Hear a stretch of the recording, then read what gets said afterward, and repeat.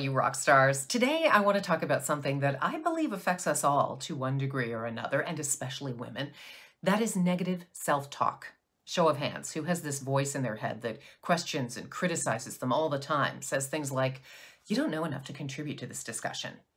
You're only going to sound stupid, or you're not qualified.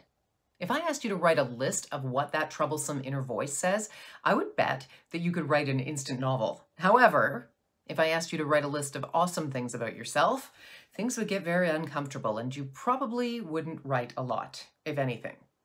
Look, we need to acknowledge that this nagging inner voice is counterproductive and it can even be destructive, depending on how much space we give it in our heads. So let's let it take up as little real estate in here as possible. And I have a simple suggestion for what to replace it with.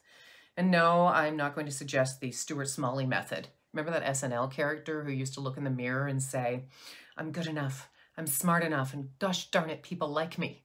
Well, I'm sure that is very true, but when you're in these kind of situations, it usually doesn't work. Here's what does. I want you right now to imagine the author of another voice.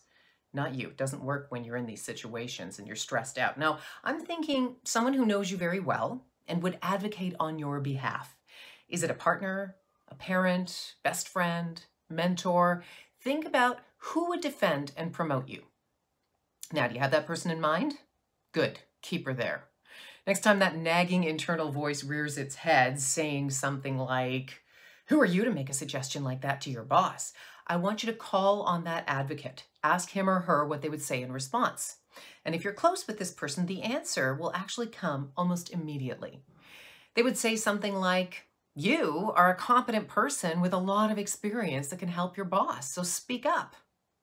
Now that you have this advocate in your head to balance out the negative voice, you will be able to take up more space and energy with that positive voice than with the negative one. With that in mind, I'm going to leave you with this old parable about the Cherokee grandfather and his grandson. The grandfather says to the boy, a fight is going on inside you. It's a terrible fight between two wolves. One is evil. He's anger, envy, sorrow, greed, resentment, lies, and ego. The other is good.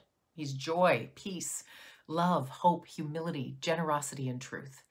Everyone has these two wolves fighting inside them. The grandson thinks for a moment and then asks, which wolf is going to win? And the old Cherokee simply says, the one you feed. Some food for thought.